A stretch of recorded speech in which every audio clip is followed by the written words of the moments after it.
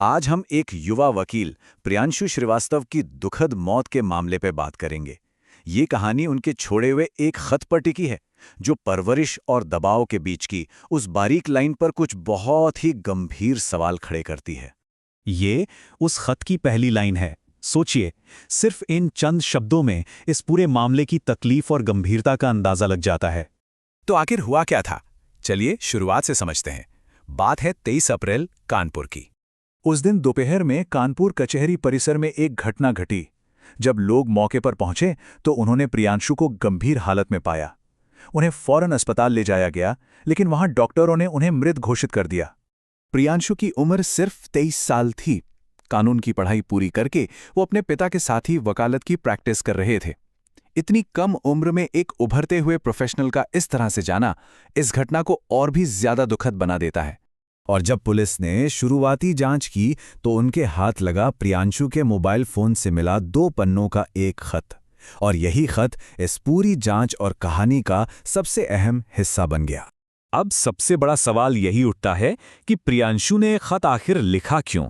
वो दुनिया को क्या बताना चाहते थे? खत में प्रियांशु ने ये साफ लिखा है कि उनका मकसद अपनी कहानी को सबके सामने लाना था, ताकि जो कुछ उन्होंने झेला वो किसी और को न झेलना पड़े। ये एक तरह से एक चेतावनी थी, एक गुहार थी। और इस खत से जो बात सामने आती है वो ये है कि ये किसी एक दिन का गुस्सा नहीं था। इसमें सालों की मानसिक पीड़ा का आरोप है, जिसकी जड़ें उनके बचपन तक जाती हैं, जब वो महज 5 या 6 साल के थे। तो चलिए खत के जरिए ही उनके बचपन में चलते हैं और देखते हैं कि उन्होंने क्या लिखा है। प्रियांशु ने एक बहुत ही खास घटना का जिक्र किया। ये तब की बात है जब वो सिर्फ 6 साल के थे, और मामला था फ्रिज से चोरी से आम का जूस पीने का। ये प्रियांशु के अपने शब्द हैं। उन्होंने लिखा कि कैसे एक बच्चे की इतनी छोटी सी गलती के लिए उन्हें कथित तौर पर इतनी बड़ी और अपमानजनक सजा दी गई थी। और यहाँ एक बहुत ही बारीक लेकिन जरूरी बात है। प्रियांशु ने खुद यह माना कि हाँ, अनुशासन के लिए माँ बाप का सख्त होना जरूरी होता है, लेकिन वो जिस माहौल की बात कर रहे थे उसे उन्होंने सख्ती नहीं बल्कि घुटन कहा। एक ऐसी सिचुएशन जहां बच्चे को हर पल बंधा हुआ महसूस हो। खत के मुताबिक ये सिर्फ डांट डपट तक ही सीमित नहीं था। उन पर लगातार शक किया जाता था, हर एक मिनट का हिसाब मांगा जाता था, और इसी को प्रियांशु ने साफ तौर पर मेंटल टॉर्चर का नाम दिया। बचपन से निकलकर अब आते हैं उनकी स्टूडेंट लाइफ पर। खत के हिसाब से ये दबाव का सिलसिला वहां भी बना रहा। खत में साल 2016 का जिक्र है, जब वो 9वीं क्लास में थे। आरोप यह है कि तब उनके पिता ने सब्जेक्ट चुनने को लेकर उनके सामने एक शर्त रख दी थी।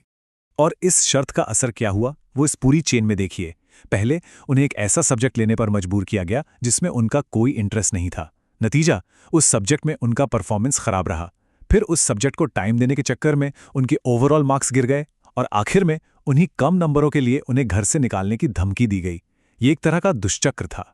अपने खत के बिल्कुल आखिर में प्रियांशु ने एक ऐसी आखिरी इच्छा लिखी जो उनके रिश्ते की पूरी कहानी बयां कर देती है।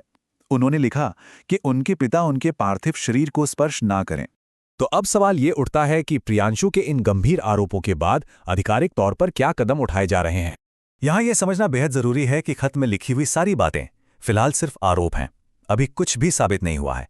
इसीलिए पुलिस ने मामले की गंभीरता को देखते हुए एक फॉर्मल जांच शुरू कर दी है, ताकि सच सामने आ सके। तो अभी पुलिस कई मोर्चों पर काम कर रही है। सबसे पहले खत की लिखावट को प्रियांशु की हैंडराइटिंग से मिलाया जा रहा है। उनके फोन से जो भी डिजिटल सबूत मिले हैं उन्हें एनालाइज किया जा रहा है, और ये पता लगाने की कोशिश हो रही है कि इस कदम के पीछे का असली मकसद क्या था। प्रियांशु की ये कहानी हम सबके सामने एक बहुत बड़ा और शायद बहुत मुश्किल सवाल छोड़ जाती है कि बच्चों के बेहतर भविष्य के लिए जो सख्ती और अनुशासन होता है, उसकी सीमा कहाँ खत्म होती है और मानसिक शोषण का दायरा कहाँ से शुरू होता है। ये एक ऐसा सवाल है जिस पर हम सबको रुक कर सोचने की जरूरत है।